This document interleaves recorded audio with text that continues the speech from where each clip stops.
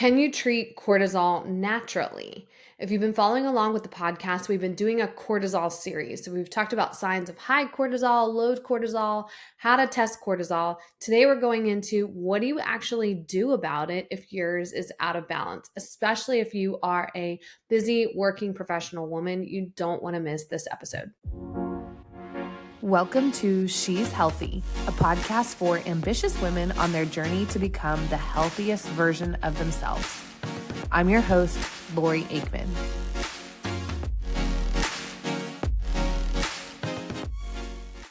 All right, welcome back to the podcast. If this is your first time listening, my name is Lori Aikman. I am your host. I am a nurse practitioner and the founder and CEO of Crown Executive Health, where we help busy working professional women regain and sustain their energy through comprehensive hormone management. And we use a functional medicine approach. And this podcast is I do have to give you my medical disclaimer, I should say. This podcast is for informational purposes only. So we bring these podcasts out to help you understand and give you a clue of like what's actually going on in your body, right? You can go to Google, you can search all the symptoms, but how do you know what is really right for you? What's going to work for your body? That's what this podcast is for. But it does not constitute medical advice. It is for informational purposes only. So I always recommend that you work with your practitioner, your provider, your doctor before making any changes to your health plan. All right. So let's dive in. Again, if this is the first episode you're listening to, we're in the middle of a cortisol series. So we've talked about signs of high cortisol, signs of low cortisol, and then some ways to test if you have. A lot of times when women have low cortisol or even just irregular cortisol, maybe not low all the time, like every woman I ever talk to tells me that they don't have the energy they used to. Something's shifted in their body and they don't feel the same anymore. And often it's a cortisol problem. So we talked about, well, if you're struggling with fatigue, what are some tests, even just regular blood tests that you can ask for from your doctor? And then we did talk about my favorite way to test cortisol, which is the Dutch Plus test. So go back and listen to those episodes if you haven't already. But today we're talking about, okay, so we know you're realizing, okay, I think I do have a cortisol problem hearing these episodes. What can I actually do about it? And the majority of the women, again, we do a functional medicine approach. So a lot of times the women that we're working with want a natural approach. They want to do things. They don't want to go on medication. And if you've been listening to this, and you're going to your conventional medicine doctor, they might just totally not even consider that you do have a cortisol issue, because again, conventional medicine doesn't really recognize HPA dysfunction and cortisol, adrenal fatigue, if you want to call it that. They really just look at when you have the autoimmune, like the far ends of the spectrum, which are Cushing's disease or Addison's, which is where you do need actual medical steroid treatment. But what if you're in the middle? Your things aren't functioning properly. You don't feel good, right? What can you do about it? So today I'm going to give you four big sections of things that you can do to naturally treat your cortisol. And like each of these are going to have a little breakdown underneath. So just to give you a refresher, if you remember what we talked about in the beginning, was a lot of times when there is a cortisol issue, what has happened initially is that there's a nervous system issue. Okay. So what that means is, in the busy working professional women that I work with, that I see, their nervous system is getting triggered. They're in fight or flight. So, and this doesn't necessarily mean, I've had women tell me like, well, I enjoy my life, but they've got 3 kids and they have a lot going on, and it's just like, can be the demands of life that you're like, I joke about this, but I feel this sometimes in the morning with my kids if we're having a faster paced morning or they're just not listening, and it just feels like I'm like, okay, get the lunches ready, go, go, go, and my brain is just kind of buzzing because I'm like, it's not calm in that moment, right? My like fight or flight is kind of getting triggered there. Maybe not to the extent it would be if I like almost rear-ended somebody, right? You can think of a situation that you've had like that, where you had like a really close call. If you've gotten in an accident, right? Heart rate comes up, blood pressure comes up, you're on high alert, right? So fight or flight gets triggered, your nervous system gets triggered when your kid's school, texts you, when, something comes up at work, there's a new deadline, there's a change in what you guys are doing. You like, right, you get called to the principal's office, you've got to go talk to your boss, all those types of things, financial stress, relationship stress, somebody dies, parent dies, friend dies, like all those things that we experience, when we think of as our day-to-day life, but those really do affect our body in a physical way. And so what it's doing is it is triggering that nervous system. It's triggering fight or flight. So one of the things that we need to do, and I recommend, I pound this in with all of my clients. I'm like, you have to do this. Like, this is required, right? So if we're in fight or flight all the time, we have to shift out of that, which the opposite of that is rest and digest. This is the sympathetic nervous system, and then we want the parasympathetic to be activated. So our parasympathetic, is that rest and digest, that like more, okay, I'm calm, I'm at peace, my heart rate is lower. Think about like when you just first wake up, it's a Saturday, you got to sleep in, your kids didn't wake you up. If you have little kids like me, right, you feel very calm, you feel very relaxed, your heart rate is low, your blood pressure is low, etc. So the best way to do, so one of the things that that helps to make this shift is something called the vagus nerve. So we have a big nerve. It's one of our cranial nerves. So it goes from our brain stem down and through our gut. And the vagus nerve, when the vagus nerve is stimulated, it helps to get us from that sympathetic to the parasympathetic. So it helps all those calming type things to happen. And so stimulating the vagus nerve can be really key to help get you out of fight or flight and into rest and digest. I do want to make the point. So you might be thinking like, well, I need to be doing this like all freaking day long, right? I need to be like stimulating my vagus nerve all the time. That's not really the case. It's great. Those things, the things we're going to talk about, are great to do in the moment when you're like, maybe you do feel like more anxious or something, and you're like, okay, I really need to like calm down. But the more we do it, the more we improve something called our vagal tone. So it's going to be easier to stimulate our vagus nerve the more, right? It's like practice. Like the more we practice it, the easier it becomes for our body to shift. So even if you're not like, today is not a really stressful day, but I'm still going to do, one of the things I'm going to talk about is breath work.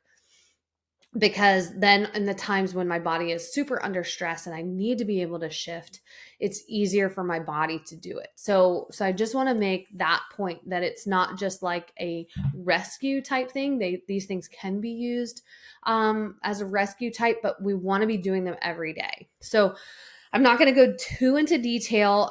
If this is the first episode you're listening to, I try to keep these podcasts somewhere between 20 and 30 minutes so that they're easily digestible for you. You can listen to them, in the car on the way to work, things like that. But number one is breath work. So breath work, what I mean by breath work, and there's all different kinds.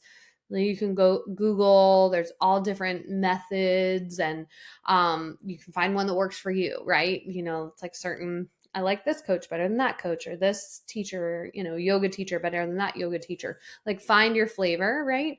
But breath work, what we mean by that is deep breathing. It's like more a regulated breathing. I would say belly breathing, where your exhale is going to be longer than your inhale. And so what that does, right, is that's stimulating the vagus nerve.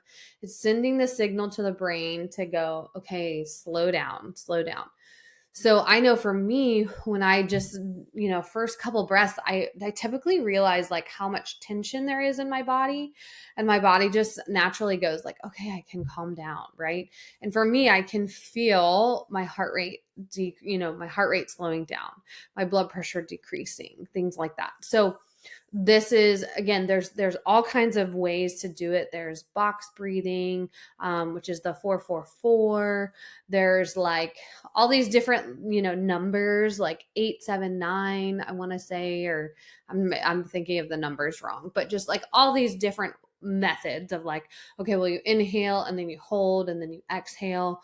There's Wim Hof. There's pause breath work is really popular. I honestly love her, Samantha Skelly. No affiliation, just she's a breath work instructor that I have enjoyed. So that's something, if you've never tried it before, just kind of like go on YouTube and like do some searching. You're going to find some breathwork videos pop up that you can try without like necessarily investing in something.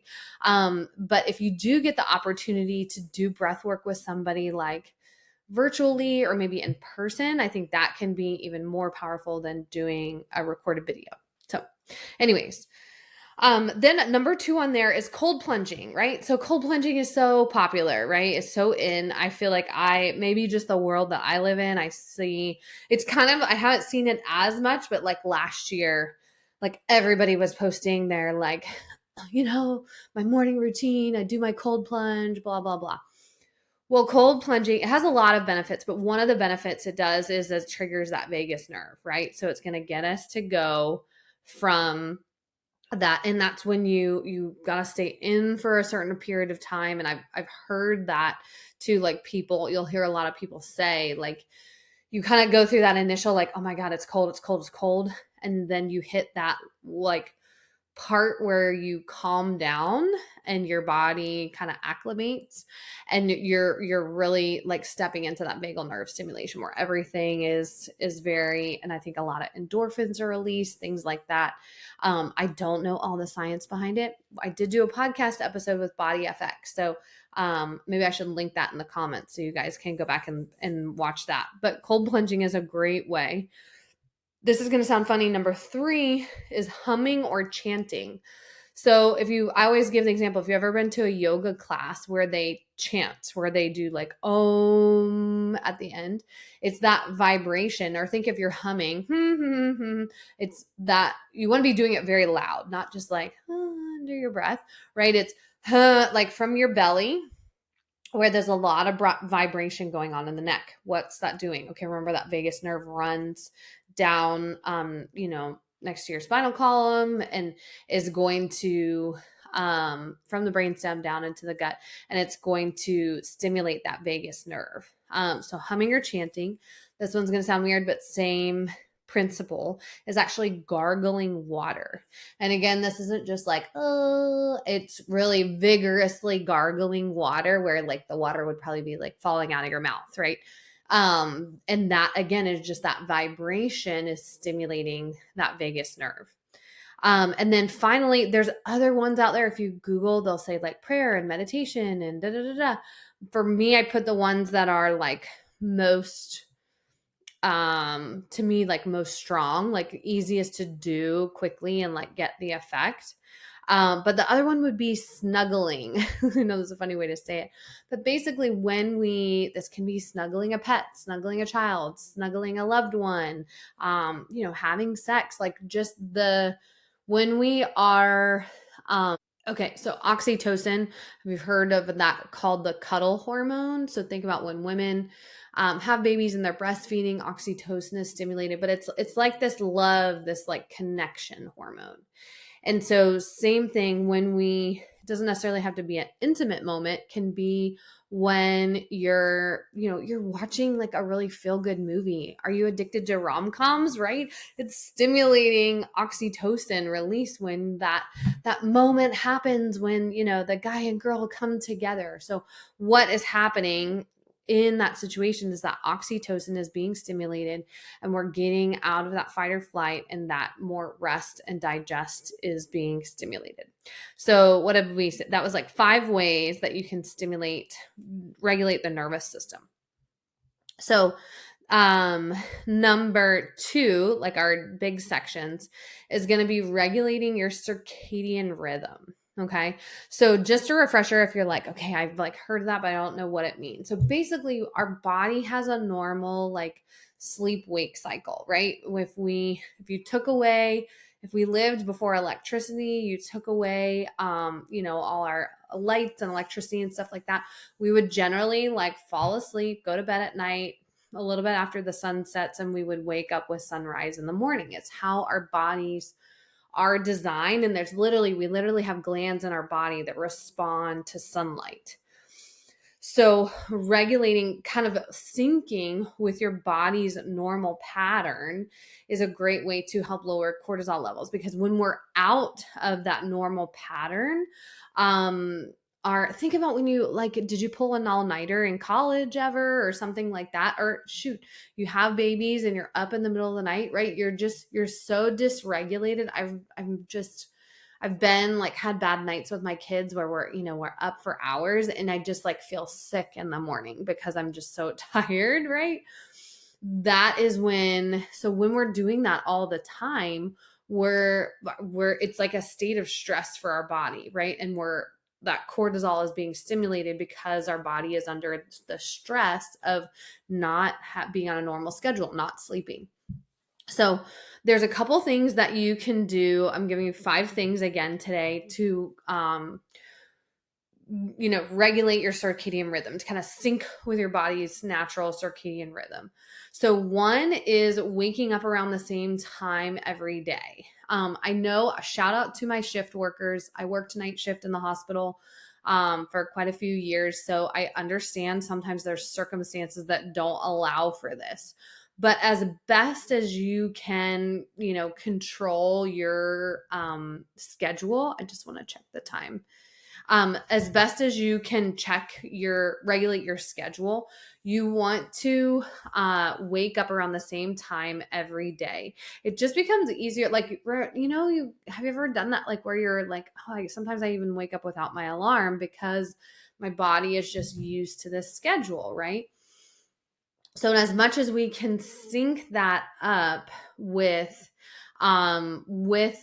like the daylight, that's going to be best for our bodies. So another way we can do this is not only just like going to bed and waking up at the same times every day, is getting exposure to sunlight first thing in the morning. And again, this shout out to my people that live up north that might be listening to this. So like when you have really, really short days or really, really long days, depending where you guys are in the year. I know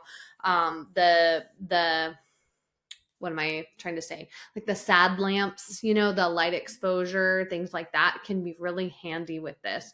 I'm fortunate I live in Florida, so we have a pretty normal day night schedule. But so when you're waking up in the morning, you're either getting exposed to sunlight if you can, getting outside. I'm pointing at my window in the office here.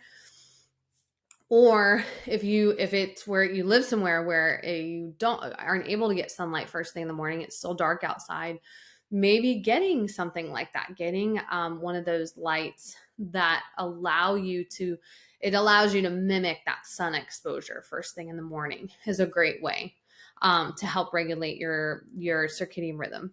Another one is going to be going to bed by 10 p.m. Is going to be best for your circadian rhythm. So I know that's going to be challenging. I feel like I think of the moms with this, because I know for me, sometimes our kids don't fall asleep till like average bedtime. I have little kids is 9:00 at night. Like that's just their schedule they've gotten on. They sleep till like 6:30, 7 in the morning. When we have to be at school at 8, I'm telling you too much, but right now they're in preschool, so they don't go till 9, so they kind of sleep in.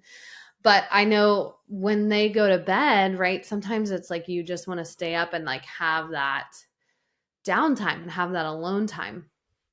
But caveat is, when you delay going to bed, when you go to bed later than 10 p.m., you can actually have you ever got like you stay up so late that you get second wind, right? You're like, well, I feel energized. I would get this when I worked night shift, right? You hit that like, I feel pretty good. Like I'm actually okay. So that is because you're having another cortisol spike late at night. Your body's going, okay, I guess I got to stay up. This is a stressor. Let me release cortisol to help my body stay up. So that is why going to bed, if you're able to, going to bed before 10 p.m. can help with regulating this system. And so if you go to bed at like 2 a.m. now, obviously you're not going to like tomorrow, tonight you're going to go to bed at 10 p.m. Start like slowly trying to shift your schedule just practically rather than like, oh, I'm going to shift it by a couple hours. You're probably going to have a really hard time versus if you slowly start shifting your schedule over time. And then related to that is, so kind of like with the sunlight exposure and things like that, is the screens. And I know I can be totally guilty of this. A lot of times I'm like getting a few emails in, things like that after the kids go to bed. But you want to stop screen time or at least use those blue light blocking glasses at night. So the reason being is the blue light from our screens is our body kind of perceives that as sunlight. So, and remember, it's like sunlight is going to wake us up. And actually, when we get exposed to that blue light from screens, it drives down our natural melatonin levels. So the best that you can, either stop the screens, or if you have to be on screens, use blue lights, blue light blocking glasses. Excuse me, don't use blue lights. Use the blocking glasses. That can help regulate because it's going to allow your natural melatonin to come up, which is going to make you sleepy, hopefully help you sleep better. Again, with all of these things, this stuff can take time to shift if it's like completely different than what you're doing right now. And another one is potentially quitting caffeine, or at least not drinking caffeine, I would say after noon. So caffeine really does have a long half-life. So it doesn't clear your system that readily, even though you might drink a cup of coffee and you're like, I'm still exhausted. I need more coffee or whatever you drink. And I know some people say like, caffeine doesn't bother me at all. I can drink coffee at night and I go right to bed. But most likely they're not actually getting restful sleep when they sleep at night.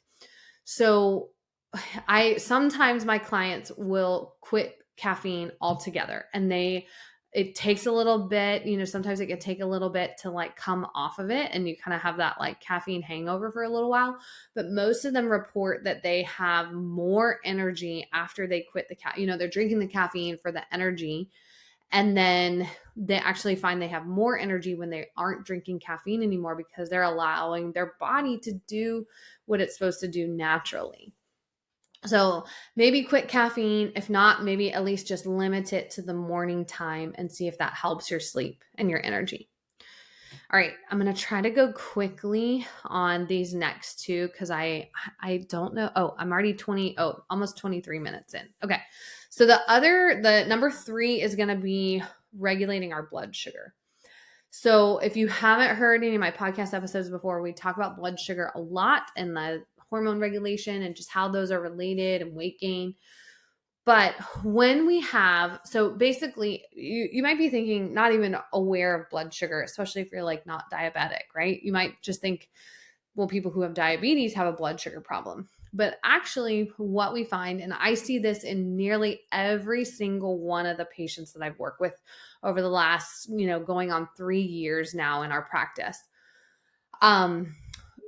we see blood sugar shifts along with energy. So along with energy shifts. So if you're struggling with fatigue, you're often having swings in your blood sugar that you might not even recognize. Even though you go to the doctor and you have labs and they're like, your blood sugar is normal, you could be having blood sugar swings throughout the day that is translating to swings in your energy. And the thing is, when you are having these swings in blood sugar, this is going to be triggering the nervous system. This is going to be triggering fight or flight, because one of the things that happens in fight or flight when that cortisol comes up is that it brings our blood sugar up. So if our blood sugar's down, our body's going to go, oh, I need energy. Let me drive up my blood sugar so that I have energy to do the things I need to do. So if you're having these big swings throughout the day, you're going to be, again, stimulating fight or flight, stimulating that cortisol release. So the best you can control your blood sugar. So the goal is, hopefully, if you're watching on YouTube, if your blood sugar is going up and down, right? The goal, and big swings up and down, the goal is that your blood sugar is more like this, just little swings up and down with each meal. And the best way to do this is going to be eating protein, fat, and fiber with each meal. So eating good meals, eating 3 times a day, normal meals, like I would say at least like 500 calories at each meal, is going to, and then making sure you're getting protein, you're getting some healthy fat, and you're also getting fiber in at each meal is just going to help for that blood sugar. Instead of it to go up fast, it's going to go up more slow and then come down more slow. And we're going to see more gradual swings in our blood sugar. This is not going to trigger fight or flight. It's not going to get us, get that cortisol spiking again, because things are more balanced.